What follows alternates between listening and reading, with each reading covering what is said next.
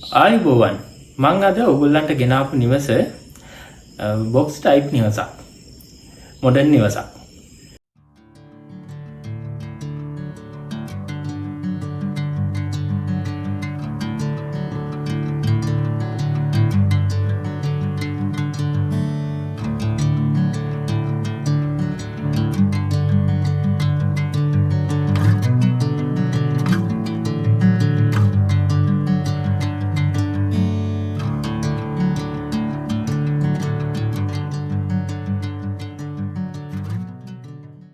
මේ නිවස හංගල්ල ප්‍රදේශයේ සේවාදායකයෙකුට නිර්මාණය කරපු නිවසක්.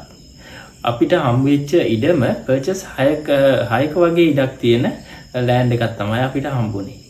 මම මුලින්ම ඔයගොල්ලන්ට මේ ලෑන්ඩ් එක ගැන චුට්ටක් කියන්නම්. මේ ලෑන්ඩ් එකේ ඔයගොල්ලන්ට මම තිරේ පෙන්නනවා එක පැත්තක් සම්පූර්ණයෙන්ම බ්ලයින්ඩ් වෝල් විදිහට තමයි නිර්මාණය කරන්නේ.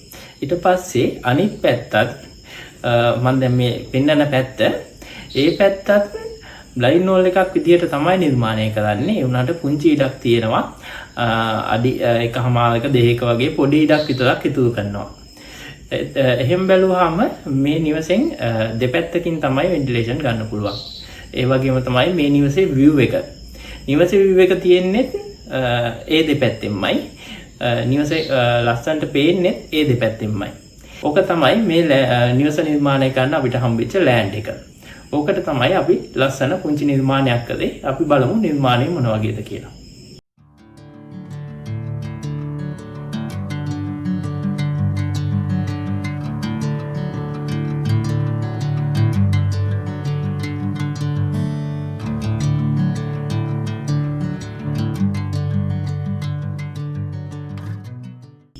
මේ නිවස මහල් දෙකකින් සමන්විත නිවසක්. ග්‍රවුන්ඩ් ෆ්ලෝර් එක ඊට පස්සේ ෆස්ට් ෆ්ලෝර් එක.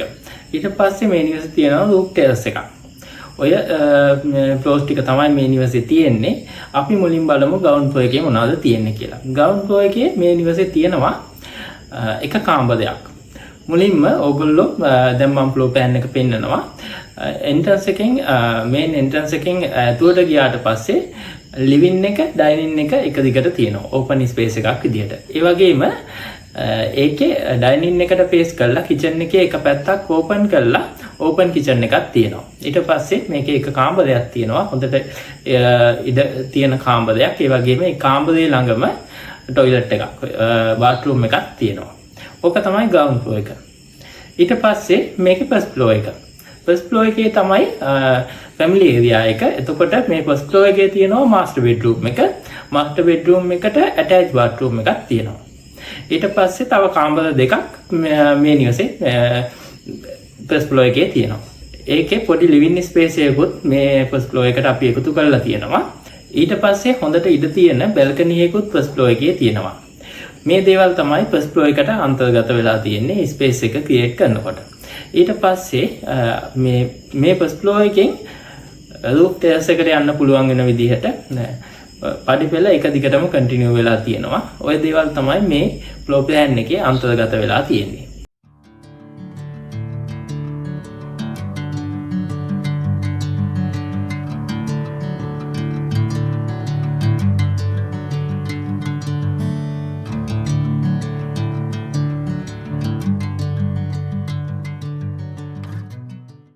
ඔයගොල්ලන්ට දැන් මම මේ නිවසේ ත්‍රිමාන ඡායාරූප පෙන්නනවා. ඒක බලනකොට ඔයගොල්ලන්ට පේනවා ඇති මම කලින් සයිට් එක ගැන කියනකොට කිව්ව විදිහට මේ නිවසේ දෙපැත්තකට හොඳ ලස්සන view එකක් තියෙන තමයි නිර්මාණය කරලා තියෙන්නේ. එහෙම නිර්මාණය කරනකොට මම මේකට පාවිච්චි කරලා තියෙනවා ලොකු glass එක තියෙන windows.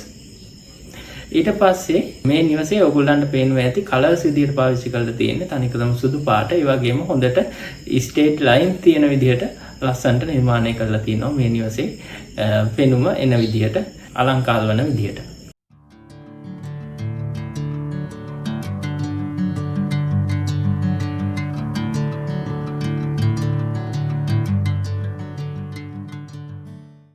හරි. දැන් මම කියන්න හදන්නේ මේ වගේ බොක්ස් ටයිප් නිවසක් හදන්න ඉන්න ඕගොල්ලන්ට ඊටම වැදගත් අදහස් ටිකක්. බොක්ස් ටයිප් නිවාස අපිට හම්බ වෙන්නේ නූතන වාස්තු විද්‍යාවේදී.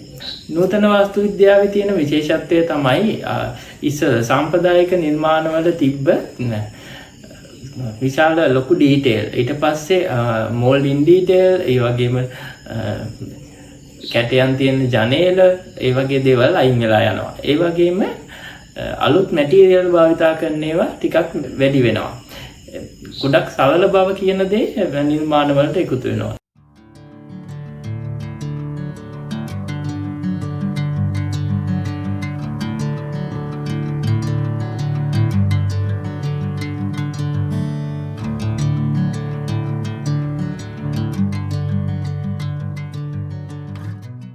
මොඩර්න් ආකිටෙක්චර් වල අපිට ප්‍රධාන ලක්ෂණ කීපයක්ම දකින්න පුළුවන්.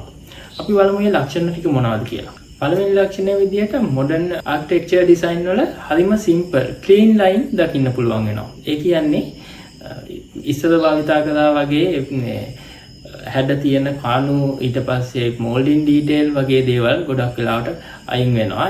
ඒ වෙනුවට එනවා සිම්පල්, ක්ලීන් ලයින්. හරිම සරල ඩීටේල් එකතු වෙනවා. දෙවෙනි ලක්ෂණය තමයි ෆන්ක්ෂනැලිටි. ඒ කියන්නේ අපි ගොඩක් වෙලාවට භාවිතා කරන්න තියෙන පහසුව ගැන තමයි, නිවස භාවිතා කරන්න තියෙන පහසුව ගැන තමයි හිතන්නේ. එතකොට අපි හිතමු කාමරයක් කියලා. එතකොට මේ කාමරේ නම් ඒ කාමරේ අපි භාවිතා කරන ප්‍රධානම කාරණය තමයි නිදාගන්න එක. එතකොට මේ ෆන්ක්ෂන් එකට අවශ්‍ය වෙන විදිහට තමයි කාමරේ ඩිසයින් කරන්නේ. උදාහරණයක් විදිහට බෙඩ්රූම් එක ගමු. බෙඩ්රූම් එක කියන්නේ අපි නිදාගන්න පාවිච්චි කරන ස්පේස් එක. එතකොට මොඩර්න් ආකිටෙක්චර් වලදී ගොඩක් වෙලාවට සැලකිල්ලක් දක්වන්නේ මේ නිදාගන්න පාවිච්චි කරන බෙඩ්රූම් එකේ ෆන්ක්ෂන් එක. ඊට පස්සේ අපි බලනවා ප්‍රයිවසි ගැන. වෙන්ටිලේෂන් කොහොමද තියෙන්නේ? කාමරේට නැචරල් ලයිට් එක කොහොමද එන්නේ කියන දේවල් තමයි මොඩර්න් ආකිටෙක්චර් වලදී බලන්නේ. තුන්වෙනි කාරණය විදිහට මොඩර්න් ආකිටෙක්චර් වල ඕපන් ප්ලෑන් ගොඩක් පාවිච්චි කරනවා. ඒ කියන්නේ ලිවින් ස්පේස් එක, ඩයිනින් ස්පේස් එක, කිචන් එක එකට පාවිච්චි කරනවා. ඩබල් හයිට් වොයිඩ් පාවිච්චි කරනවා. අපි හිතමු ෆ්ලෝර්ස් දෙකක් තියෙනවා නම් ඒ ෆ්ලෝර්ස් දෙක එකට සම්බන්ධ කරන්න වොයිඩ් එකක් වගේ පාවිච්චි කරනවා. ඒ වගේ ඕපන් ස්පේස් ගොඩක් පාවිච්චි කරනවා. ඊළඟ කාරණේ විදිහට ගන්න පුළුවන් ලොකු ජනේල, ලොකු දොරවල් වගේ දේවල් ගොඩක් පාවිච්චි කරනවා. එහෙම කරන්නේ එළියේ තියෙන පරිසරයයි ගේ ඇතුළයි එකට සම්බන්ධ කරගන්න. ඒ දෙක එකට කනෙක්ට් කරගන්න වගේ දේවල් වලට. පස්වෙනි කාරණේ විදිහට, විශේෂම කාරණේ විදිහට මේ කාරණේ ගන්න පුළුවන්. මේකෙදි මොඩර්න් මැටීරියල් පාවිච්චි කරනවා. ඒ කියන්නේ ස්ටිල් ස්ට්‍රක්චර්, ඊට පස්සේ කොන්ක්‍රීට්, විශේෂ කොන්ක්‍රීට් ස්ට්‍රක්චර් පාවිච්චි කරනවා. ඒ වගේම ඇල්මිනියම් මැටීරියල් පාවිච්චි කරනවා. ඊට පස්සේ ලොකු ග්ලාස් වගේ මැටීරියල්, අලුත් මැටීරියල් ಜಾති පාවිච්චි කරලා ආකිටෙක්චර් එකත් මොඩර්න් ආකිටෙක්චර් වලදී අලුත් මැටීරියල් ಜಾති පාවිච්චි කරලා ලස්සන නිර්මාණ කරනවා.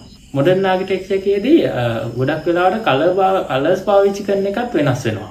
සුදු, අලු, කළු වගේ පාට කලර්ස් අපි ගොඩක් වෙලාවට මොඩර්න් ආකිටෙක්චර් එකේදී පාවිච්චි කරනවා. ඒ වගේම තමයි කියන්න ඕනේ අද ලංකාවේ මොඩර්න් කියලා කියන හැම ගයක්ම ආකිටෙක්චර් සෙන්ස් එකෙන් මොඩර්න් වෙන්නේ නැහැ. ඒ මොකද පැට් රූෆ් එකක්, ඊට පස්සේ සුදු පාට බිත්ති, ලොකු ජනේල, ලොකු වින්ඩෝස් පාවිච්චි කළා කියලා ඒක මොඩර්න් ආකිටෙක්චර් වෙන්නේ නැහැ. මොඩර්න් ආකිටෙක්චර් වලදී planning, function, structure, light, ventilation කියන ඔක්කොම එකට එකතු වෙලා තමයි නිර්මාණයක් කෙරෙන්න ඕනේ, නිර්මාණයක් හැදෙන්න ඕනේ. හරි, අපි දැන් බලමු මොඩර්න් ආකිටෙක්චර් යටතේ අපි නිර්මාණය කරන මේ බොක්ස් ටයිප් නිවස අපිට ගැලපෙනවද කියලා. මුලින්ම කියන්න ඕනේ මේ නිවාස සංකල්පය ගැලපෙන්නේ මිනිමලිස්ට් ලයිෆ් ස්ටයිල් එකකට කැමති කට්ටියකට. ඒ වගේම තමයි මේ බොක්ස් ටයිප් නිවාස වලින් අපිට පුළුවන් වෙනවා, අපි හිතමු ඔයගොල්ලෝ බොක්ස් ටයිප් එක නිවසක් නිර්මාණය කරගත්තා කියලා. ඊට පස්සේ ඔයගොල්ලන්ට පස්සේ කාලයක මේ නිවස වෙනස් කරලා හදාගන්න ඕන නම් ඒ වෙනස් කරලා හදාගන්න දේවල් වලට මේ බොක්ස් ටයිප් නිවාස සංකල්පය ගැලපෙනවා. ඊට පස්සේ අනිත් කාරණේ විදිහට මේ නිවාස සංකල්පයේදී අපිට පුළුවන් ඉන්ඩෝර් ආවුට්ඩෝර් කනෙක්ෂන් එක හොඳට තියාගන්න. ඒ මොකද ලොකු ජනේල පාවිච්චි කරනවා. එතකොට නැචරල් ලයිට් එක හොඳට නිවසට එනවා. ඒකෙන් ඕගොල්ලන්ට හොඳ ප්‍රබෝධමත් ජීවිතයක් ගත කරන්න, එනර්ජි ෆුල් ජීවිතයක් ගත කරන්න හොඳ අවස්ථාවක් හම්බ වෙනවා. හොඳ ආලෝකමත් නිවසක් නිර්මාණය කරගන්න පුළුවන් වෙනවා. අනිත් කාරණේ තමයි ලුක් එක. හොඳ ප්‍රීමියම් ලුක් එකක් අපිට බොක්ස් ටයිප් නිවසකින් ගන්න පුළුවන්. මේ දේවල් තමයි වාසි විදියට අපිට මේ බොක්ස් ටයිප් නිවාස වලදී ගන්න පුළුවන් දේවල්. ඒ වුණාට ගොඩ සමහරක් වෙලාවට මේ පාවිච්චි කරන ක්‍රමේ අපිට අවාසිත් තියෙනවා දකින්න හම්බ වෙන. box type නිවාසවල තියෙන ගැටලු තමයි ගොඩක් වෙලාවට දැන් කලින් කතා කරා වගේ ලොකු windows පාවිච්චි කරනවා. එතකොට ලොකු window පාවිච්චි කරනකොට ඒව ඇතුලේ ඒ window හින්දා ගේ ඇතුලේ රස්නේ වැඩි වෙන්න පුළුවන්. ඒ වගේම තමයි අනිත් දේ තමයි roof එක. අපි ලංකාවේ වගේ රටක ඕගොල්ලෝ දන්නවා හැමතිස්සෙම වැස්ස තියෙන වාතාවරණයේ තියෙන රටක් මේ ලංකාව කියන්නේ. එතකොට උඩ අපි පාවිච්චි කරන roof slab එක හරියට slope එකකට waterproof කරලා ඒ දේවල් හරියට කරලා හදාගත්තේ නැත්නම් වතුර leak වෙන වගේ ප්‍රශ්න ඇති වෙනවා. අනිත් ඒ තමයි cost එක. මේකේ ලොකු detail නැති වුණාට පාවිච්චි කරන material જાති වෙනස් වෙනවා. මොකද ඇලුමිනියම්, glass material, ඊට පස්සේ steel structure වගේ දේවල් පාවිච්චි කරනකොට ඒ දේවල් වලට යන cost එක සමහරක් වෙලාවට වැඩි වෙන්න පුළුවන්. ඒක තියෙන්නේ ඩිසයිනර්ගේ අතේ. මොකද ඒගොල්ලෝ පාවිච්චි කරන මැටීරියල් හරියට තෝරගෙන ඒ දේවල් කරගත්තොත් කොස්ට් එක අඩු කරගන්න පුළුවන්. ඒක වාසියක් අවාසියක් වගේ දෙපැත්තම ඒ දෙකේ තියෙනවා. ඕගොල්ලොත් බොක්ස් ටයිප් නිවසක් හදනවා නම් අපි දැන් අද කතා කරපු මේ හැමදේම එකතු කරලා තමයි නිර්මාණයක් කරන්න ඕනි. මොකද ඉස්සරහා පෙනුම ෆෝම් එක විතරක් බලන්නේ නැතුව ෆන්ක්ෂන් එක ඔයගේ හැම අපි කතා කරපු හැම දෙයක්ම බලලා ලස්සන නිර්මාණයක් කරගත්තොත් ඕගොල්ලන්ට කොස්ට් ඉෆෙක්ටිව් ලස්සන හොඳ ගෙයක් නිර්මාණය කරගන්න, නිවසක් නිර්මාණය කරගන්න පුළුවන් වෙනවා. අපි ආයිත් තව මේ වගේ වීඩියෝ එකකින් මේ වගේ වැදගත් කරුණු ටිකක් ගැන කතා කරන්න එකතු වෙමු.